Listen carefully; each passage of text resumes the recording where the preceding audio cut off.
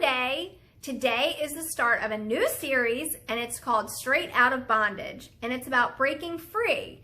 Today is part 1, and it's about overthinking. This is something I have struggled with my entire life, and I feel like Webster's dictionary just needs to have my name right next to it because I am the epitome of an overthinker. I have caused myself so much anxiety from overthinking. I mean, who knew that anxiety was a symptom of overthinking? I had no idea they went hand in hand. I just knew I had both of them. Are you like me where you have analysis paralysis, which is where you end up overthinking so much? Now you've just confused yourself even more, and now you really are backed into a corner and you don't know which way to go. You've just spent so much time replaying situations that have either happened or are going to happen. You're, what if this, what if that? And it's just this vicious cycle in your mind. It almost just makes you sick sometimes. Well, it does for me. And it's just like, shut up. I'm tired of thinking. You just want your brain to just shut off sometimes. You know, I realized that a lot of my overthinking has come from not living in the moment. You know, people who are overthinkers are constantly worried about something, whether it's about what happened yesterday or what could happen tomorrow, but never focusing on the here and now, not living present, right?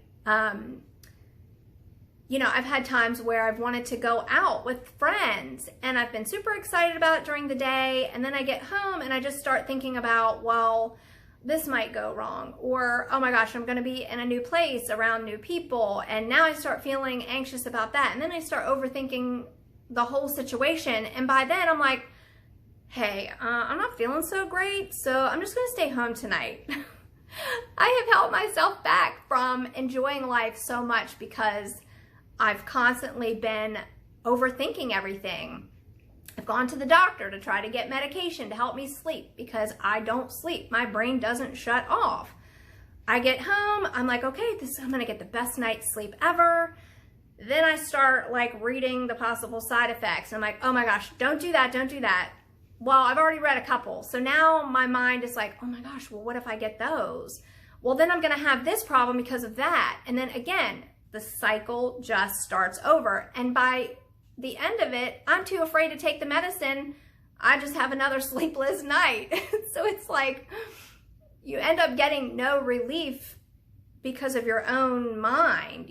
You can't shut it off. Obviously, in life, we don't want to act impulsively. You know, we want to think through things so that we can make smart decisions for ourselves. But if you are just ruminating through all the what ifs, and, you know, it's great to do pros and cons, but if they just become too much and your mind ends up being clouded and cluttered, you're just staying stuck in that spot too long that now you're too afraid to make any decision. So you're just frozen. You're frozen in time, and you're never going to be able to move forward if you don't figure out how to stop overthinking. So today, I have 6 things that I want to leave with you. They've helped me, and I hope that they help you. The first thing is awareness. Be aware of what you're thinking about.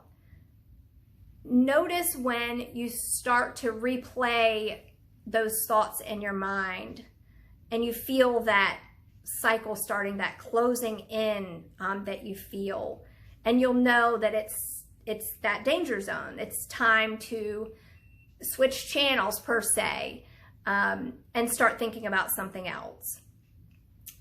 The second thing is challenge your thoughts. You know, we all can get carried away from thinking about one thing too long. For instance, if you call in sick, you're just sitting there worried about being fired from your job. Or if you don't meet that deadline, you could end up homeless. I mean, just the exaggeration in that moment of those thoughts can just take you down deeper into this hole. So you have to just, you know, again, be aware and challenge those thoughts and know when it's time to start thinking about something else. Number 3, keep your focus on problem solving. Dwelling on our problems doesn't solve anything, but spending time figuring out a solution will help you get to the result that you want. You know, you need to make sure that instead of asking why something happened, ask yourself, now that it's happened, what do I need to do? Number 4, schedule time for reflection, or your worry time, so I call it. So instead of just allowing your thoughts to just pop in your mind every single day, say, okay, I'm going to allot 10 to 15 minutes every morning or at the end of every day to think about all those things that have popped in your mind throughout the day that were causing you worry or stress. So say you're in the middle of your work day and something comes up in your mind that now you're starting to worry about or you're starting to stress about. And you're like, nope, it's not time to think about that. I will deal with that later. And you just kind of mentally just put it in that little worry time box. And you know, okay, later I'm going to spend time worrying about that. And then you're able to just refocus and recenter your mind on whatever's going on in your day so that you're able to move forward and you don't just get stuck in that rut of just your wheels are spinning throughout the day and now you're just exhausted. Number 5, practice mindfulness. Live in the present moment more. Don't think about tomorrow and don't think about yesterday. You can't change anything in either of those days, but you can change right now. So learn to live in the moment more. Be present with the here and now. What's going on in your life right now? Be happy about what's happening right now, today. You'll save yourself so much energy and mental anguish if you're able to figure out how to do that a little bit more. I know for myself, that's something that I've surely struggled with, is just being present, because I've always been replaying things that have happened yesterday and how could I have done them differently? Oh, I should have said that.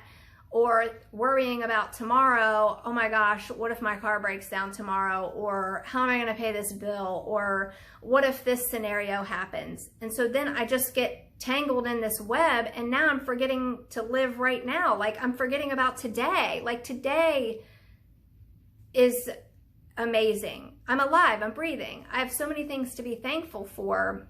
But if I don't make sure that my mind stays on today, I'm going to get lost in yesterday or tomorrow. And number 6, let go of control. This is the big one for me.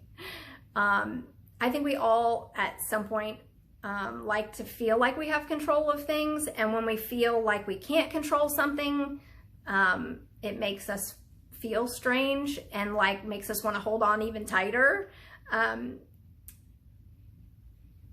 We have to realize that no matter how much we worry or overthink, that's not going to change the outcome of a situation. Whatever is meant to happen is going to happen, right?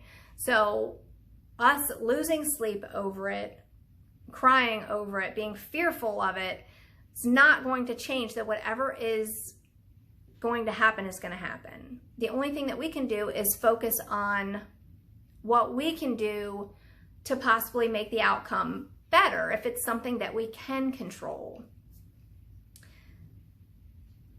I want to leave you with this. Overthinking can steal your joy and happiness. Break out of that mental cycle and regain your mind so that you can live a little bit more and just enjoy life as it comes and just do your best. That's all you can do. But realize that overthinking everything is not going to change anything.